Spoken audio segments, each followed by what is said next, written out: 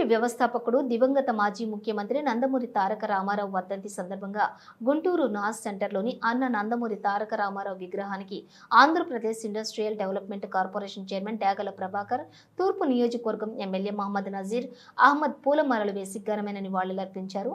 ఈ సందర్భంగా AP IDC chairman Dagala Prabhakar మాట్లాడుతూ కష్టజీవుల కన్నీళ్లు, అన్నార్తుల ఆకలి నుంచి టీడీపీ పుట్టిందని, పేదలకు ఉపయోగపడే పథకాలను ప్రవేశపెట్టారని గుర్తు చేశారు.